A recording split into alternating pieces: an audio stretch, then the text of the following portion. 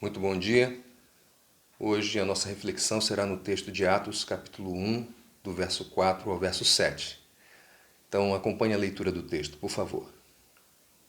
Certa ocasião, enquanto comia com eles, deu-lhes esta ordem: Não saiam de Jerusalém, mas esperem pela promessa de meu Pai, da qual lhes falei.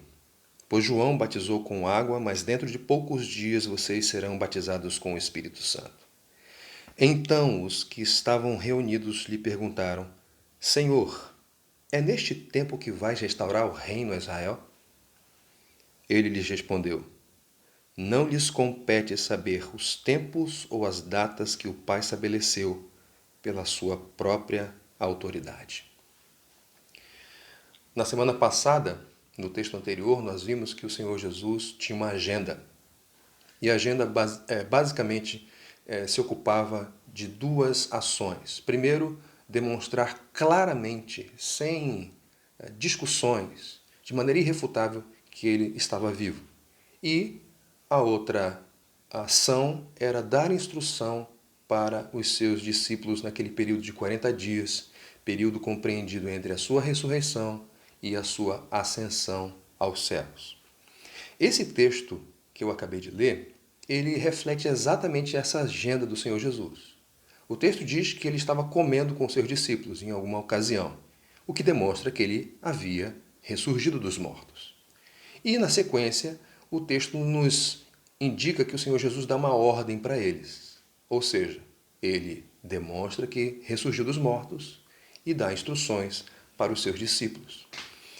A instrução que ele dá aqui é muito simples. Não saiam de Jerusalém, mas esperem pela promessa da qual lhes falei. A promessa de meu Pai, da qual lhes falei, dentro de poucos dias vocês serão batizados com o Espírito Santo.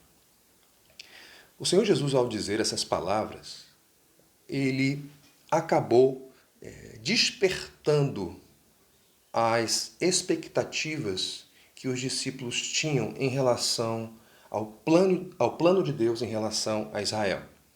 Tanto que na sequência eles perguntam: Senhor, é nesse tempo que o Senhor vai restaurar o reino a Israel? Ou seja, daqui a poucos dias também o reino será restaurado a Israel? Perceberam? Então, os discípulos, eles demonstram que eles não sabem esperar. E mais, eles demonstram que estão sendo dirigidos por suas expectativas. Expectativas em relação a situações que ainda não estão devidamente ou plenamente reveladas. E é muito interessante, queridos, que o Senhor Jesus, ele instrui e chama gente apressada, gente que se dirige ou se deixa dirigir por expectativas apressadas para o seu projeto de proclamação do reino de Deus em toda a terra. Isso é maravilhoso. Isso é maravilhoso porque isso demonstra que os discípulos, os apóstolos, eram gente de carne e osso, como eu e você. Gente por vezes apressada, gente por vezes afoita, gente por vezes precipitada. E é gente assim que o Senhor Jesus chama. Obviamente, ele não vai nos deixar assim. Ele vai trabalhar nas circunstâncias para que nós nos pareçamos cada vez mais, a cada dia mais, com ele. Mas ele nos chama assim, pecadores, falhos, com as nossas dificuldades, com as nossas debilidades. Ele nos chama assim. E, na sequência, o Senhor Jesus, ele define competências. Ou seja, usando uma expressão que é muito comum no nosso tempo, cada um no seu quadrado. Ele diz: não lhes compete saber as datas, os tempos que o Pai estabeleceu pela sua própria autoridade. Em outras palavras, os tempos e as datas são definidas por Deus e não por vocês. Você já tem o que é suficiente para que vocês desenvolvam o ministério para o qual eu estou chamando vocês. Já está revelado. Agora, há coisas que não estão reveladas, que não lhes compete. Isso é competência de Deus. se ocupem com aquilo que está revelado. Parece que o Senhor Jesus, com essas palavras, ele está tomando como base, está refletindo aquela passagem de Deuteronômio, capítulo 29, verso 29, quando o Senhor diz assim: as coisas encobertas pertencem ao Senhor, o nosso Deus, mas as reveladas pertencem a nós e aos nossos filhos para sempre. Então, o Senhor Jesus está dando uma instrução clara para eles. Ao definir competências, ele está também definindo o que deve dirigir as suas expectativas. E as expectativas dos discípulos devem ser dirigidas por aquilo que está revelado.